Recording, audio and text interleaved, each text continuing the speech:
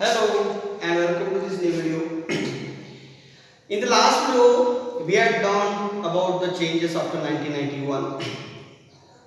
जिसमें हमने देखा 1991 के बाद दुनिया 1991 जो ईयर है तो दुनिया के नज़रिए से और इंडिया के नज़रिए से कितना इम्पोर्टेंट है, क्योंकि आपको पता है कि 1945 में जब सेकेंड वर्ल्ड वॉर ख़त्म हुआ उसके बाद एक प्रकार से पूरी दुनिया दो हिस्सों में बढ़ चुकी थी और उनके बीच एक अमेरिकन ग्रुप था, एक रशियन ग्रुप था और उनके बीच एक प्रकार से डायरेक्टली तो वॉर नहीं चल रहे थे बट इनडायरेक्टली वॉर चल रहा था, जिसको हम लोग कोल्ड वॉर बोल सकते हैं जिस तरीके से।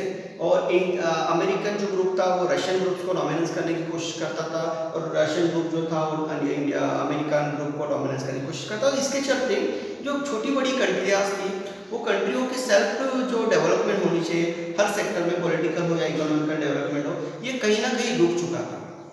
और इसका जो एंड हुआ वो 1991 में हुआ, क्योंकि इंडिया 1991 में रशिया ने उनके अंडर में जितने भी कंट्रीज उनको फ्री कर दिया था और इसके चलते 1991 में सारा दुनिया एक प्रकार से पूरा मार्केट बन चुका था। सारे देश इकोनॉमिकल कंडीशन को इम्प्रूव करने की कोशिश कर रहे थे। अगर हम इंडिया की बात करें तो 1947 के बाद ही पंडित जवाहरलाल नेहरू जी ने उनकी जो फॉरेन पॉलिसीज थी वो तो मैंने आपको लास्ट वीडियो में बता चुके हूँ कि ये बिल्कुल न्यूट्रल फॉरेन पॉलिसी उन्होंने रखी थी। ना ही वो अमेरिकन ग्रुप में जाना पसंद करते थे, ना ही रशिया के ग्रुप में जाना पसंद करते थे। वो एक न्यूट्रल रहना चाहते थे क्योंकि उनको पता था कि पिछले 150-200 सालों तक India where in the rule of British के रूल के अंडर इंडिया रह चुका था, इकोनॉमिकली पूरी तरीके से वीक हो चुका था। कहीं ना कहीं directly indirectly first world war second world war में इंडिया भी शामिल था ही। तो इस वजह से इंडिया को अगर डेवलप करना है तो सबसे पहले उसकी इकोनॉमिकल कंडीशंस को डेवलप करनी पड़ेगी। ये चीज़ उस समय के जितने भी हमारे पॉलिटिकल लीडर्स थे उनको पता थी और इसी तरीके से हमारी इकोनॉमिकल जो इंडियन इकोनॉमी है वो डेवलप होती गई है। तो जब इंडियन इकोनॉमी डेवलप हुई तो 3 चीज़ों का बहुत ध्यान दिया गया है। पहली तो सेल्फ सफिशिएंसी, सोशल जस्टिस और मॉडर्न टेक्नोलॉजी। सेल्फ सफिशिएंसी मतलब क्या? सेल्फ सफिशिएंसी मतलब कि इंडिया जो कुछ चीज़ें, बहुत सारे कंट्रीज ऐसे होते हैं कि सारी चीज़ें खुद के देशों में नहीं बनाते, बहुत सारी चीज़ें बाकी देशों से खरीदी करते हैं और इसके चलते उनकी इकोनॉमिकल ग्रोथ नहीं होती। और इसी चीज़ को ध्यान में रखते हुए इंडियन इकोनॉमी को फ्लरिश करने की कोशिश की कि सेल्फ सफिशिएंट बने। बहुत सारी छोटी बड़ी चीज़ें जो अगर इंडिया में बनती है तो इंडिया का जो फॉरेन करेंसी है वो भी बचेगा और दूसरी बात इंडिया के जो स्किल वर्कर है, नॉन स्किल वर्कर है, इनको कहीं ना कहीं काम मिलेगा। ये चीज़ों को ध्यान में रखते हुए सेल्फ सफिशिएंसी की पॉलिसी को अडॉप्ट किया गया था इंडियन इकोनॉमी। दूसरा है सोशल जस्टिस। सोशल जस्टिस का मीनिंग होता है सामाजिक न्याय, जिसको हम बोल सकते हैं। इसके चलते एक फार्मूला अडॉप्ट किया गया था कि अगर इकोनॉमिकली या किसी क्षेत्र में अगर उसको बोलते हैं मुनाफा या प्रॉफिट होता है तो वो सब में बांटा जाएगा, वर्कर हो या मालिक हो। इस तरीके की सोशल जस्टिस को भी ध्यान में रखने की कोशिश की गई थी। एक चीज़ मैं यहाँ पे बताना चाहूँगा, ऐसे जैसे अगर मैं अमूल डेयरी जो दूधों के उत्पादन को बनाता है, गुजरात में इसका प्लांट है, जब ये बना था कोऑपरेटिव सेक्टर में तो तब ऐसे हुआ था कि सारे जो फार्मर्स थे वो इकट्ठा आकर उनके पास के जो दूध था उसको इकट्ठा करते थे, उसको डायरेक्टली उसकी सेलिंग होती थी और इनडायरेक्टली मतलब उससे बने प्रोडक्ट्स को भी पूरे इंडिया में मतलब सेल किया जाता था। उससे जो कुछ भी फायदा मुनाफा होता था वो सब कुछ फार्मर्स में बांट दिया जाता था। तो ये चीज़ों को भी ध्यान में रखने की कोशिश हमारी इंडियन इकोनॉमी में की थी। उसके बारे में मैं आगे बताने वाला हूँ। फिर मॉडर्न टेक्नोलॉजी। अब मॉडर्न टेक्नोलॉजी का भी हाथ हमने कभी नहीं छोड़ा, मतलब हम पिछली परंपरा को तो साथ में चला ही रहे थे बट जो दुनिया की ज़रूरत है, जो टेक्नोलॉजी दुनिया यूज़ कर रही है उस टेक्नोलॉजी का भी हमने हाथ पकड़ रखा था, जिसको हम लोग मॉडर्न टेक्नोलॉजी बोल सकते हैं। और इसके चलते प्रोडक्शन ज़्यादा से ज़्यादा प्रोडक्शन होना चाहिए, कम वक्त में प्रोडक्शन होना चाहिए और इसका सेलिंग ज़्यादा से ज़्यादा होना चाहिए। इस तरीके के लिए मॉडर्न टेक्नोलॉजी का भी यूज़ इंडिया ने बहुत बार किया है, बहुत अच्छे तरीके से किया है। और उसके लिए 5 ईयर कमीशन की एस्टैब्लिशमेंट की। 5 ईयर कमीशन क्या है? ये 5 ईयर इसको हम लोग योजना आयोग बोलते हैं। कमीशन जो योजनाएं बनाते हैं, जैसे जो भी जिस क्षेत्र में भी आपको डेवलपमेंट करनी है उस क्षेत्र में अगले 5 सालों में किस तरीके से उसको डेवलप करना है, इसकी कंप्लीट प्लानिंग बनाने का एक डिपार्टमेंट एस्टैब्लिश किया था, जिसको 5 ईयर प्लान का कमीशन हम लोग बोल सकते हैं। और इसके चलते हमारी इकोनॉमिकल कंडीशन, हमारी इंडियन इकोनॉमी फ्लरिश होती है।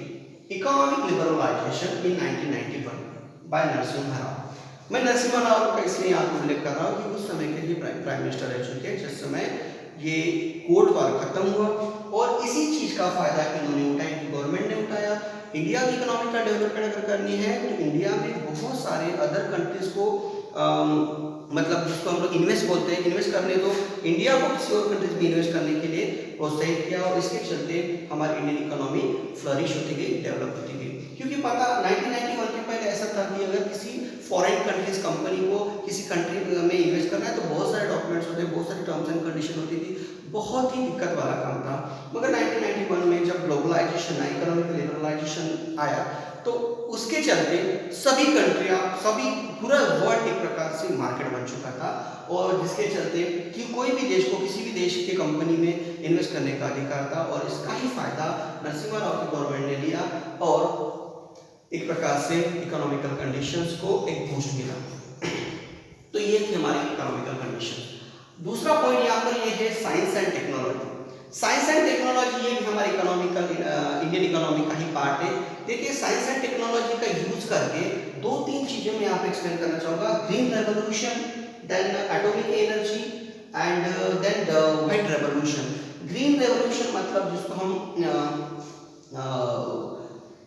एग्रीकल्चर के फील्ड में जो रेवोल्यूशन हुई थी, जो क्रांति हुई थी, उसको हम लोग ग्रीन रेवोल्यूशन बोल सकते हैं, जो डॉक्टर एम.एस. स्वामीनाथन द्वारा की गई थी 1965 में। इन्होंने बहुत सारे रिसर्च किए, बहुत सारे नए तौर तरीकों के चलते इन्होंने जो प्रोडक्शन वर्क था, जो एग्रीकल्चर का प्रोडक्शन था, उसको इंक्रीज करने की कोशिश की गई थी और स्पेशली व्हीट जो व्हीट होता है जिसको हम गेहूँ बोलते हैं, इसका प्रोडक्शन ज़्यादा हुआ था। देन डॉक्टर वर्गीस कुरियन, इन्होंने दुग्ध क्रांति, जिसको व्हाइट रेवोल्यूशन भी बोल सकते हैं, श्वेत क्रांति मराठी में इसको श्वेत क्रांति बोलते हैं, इसके चलते जो डेयरी से संबंधित जितने भी ट्रेड थी उसको अपलिफ्ट करने की कोशिश की थी। मैंने अभी आपको पहले बताया कि गुजरात का जो अमूल का जो डेयरी प्रोडक्ट का जो ट्रेड है वो इनके ही कल्पना से तैयार हुआ वाला है कि जिसमें कोऑपरेटिव सेक्टर में इकट्ठा दूध होता था और वो दूध डायरेक्टली भी सेल होता था, उससे बने प्रोडक्ट भी सेल होते थे और उसका जो कुछ भी मुनाफा आता था सारे जितने भी फार्मर्स थे, उससे रिलेटेड जितने भी वर्कर्स थे उनको बांटते थे। इस तरीके से बहुत सारे जो रेवोल्यूशन है डॉक्टर वर्गीस कुरियन ने मिल्क प्रोडक्शन में की, डॉक्टर स्वामीनाथन ने एग्रीकल्चर प्रोडक्शन में की। आगे चल के स्पेस रिसर्च जो प्रोग्राम है जिसके निर्माता एस्टेब्लिश हम लोग बोल सकते हैं डॉक्टर होमी भाभा। डॉक्टर होमी भाभा ने इसको एस्टेब्लिश किया और इसका जो मोटिव था वो बहुत ही क्लियर था। ये जो मोटिव था और ये पूरा का पूरा मतलब पीसफुल वे के लिए ही इन्होंने ये मोटिव रखा था स्पेस प्रोग्राम का, जिसके चलते बहुत सारे इलेक्ट्रिसिटी जनरेट करने के लिए फार्मास्यूटिकल व्यू से ये प्रोग्राम हम लोगों ने लॉन्च किया था। और इसी के चलते 1975 में आर्यभट्ट नाम का जो पहला सैटेलाइट है इंडिया ने स्पेस में लॉन्च भी किया था। तो ये सारी चीज़ों में साइंस एंड टेक्नोलॉजी का यूज करके हम लोगों ने हमारी इकोनॉमिकल कंडीशंस को डेवलप करने की कोशिश की थी। आगे चल के टेलीकॉम सेक्टर भी आया। टेलीकॉम सेक्टर मतलब मोबाइल फोन से सेलिंग, ये सारी चीज़ें, जैसे कॉल सेंटर में उसका स्पेशल एग्जांपल आपको बताना चाहूँगा। आप अभी भी आपको अगर कुछ दिक्कत आती है तो आप कॉल सेंटर पे फ़ोन करके आपकी दिक्कत पूरी कर सकते हो। तो इस तरीके की जो टेक्नोलॉजी को यूज़ करके टेलीकॉम सेक्टर में भी हम लोगों ने इम्प्रूवमेंट की थी इंडियन इकोनॉमी के चलते। तीसरी बात अगर यहाँ पे बताना चाहूँ तो changes in the social field. 1991 के बाद सिर्फ economical condition, science and technology में नहीं बल्कि changes in the social field. Social field में बहुत सारा चेंजेस हुआ था। अगर सोशल फील्ड की बात करें तो सबसे चेंजेस अगर हुआ होगा तो वो वुमेन्स का कंडीशन से था।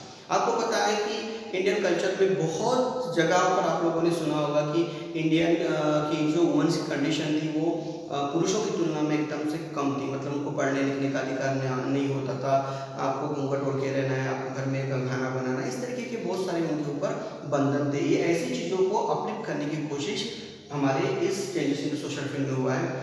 महिलाओं की जो कंडीशन थे उनको उस कंडीशन से निकालकर जितने अधिकार पुरुषों को उतने ही अधिकार महिलाओं को दिलाने के लिए भी कोशिश की गई थी। उसके बाद जो डिप्राइव्ड सेक्शन है, मतलब जो गरीब पिछड़ा वर्ग है, जो पढ़ाई लिखाई नहीं कर सका है, जिनके पास जमीन नहीं है, भूमि नहीं है, खेत बाड़ी नहीं है, ऐसे लोगों की जो इकोनॉमिकल कंडीशन जो होती है वो पुअर होती है।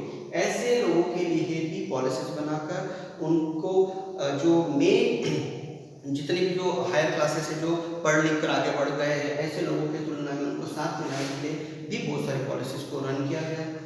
आगे चल के एक स्पेशल डिपार्टमेंट स्थापित कर दिया गया था, वुमेन्स एंड चाइल्ड डेवलपमेंट, जिसको महिला यानी बाल विकास क्षेत्र हम जिसको बोलते हैं, जिसकी स्थापना हुई थी 1985 में। इनका काम यही था कि महिलाओं के लिए और बच्चों के लिए ऐसी पॉलिसीज बनाओ जिससे उनके जो पूरी लाइफ है, political life, social life, cultural life, ये सारी की सारी अफेक्ट हो सके।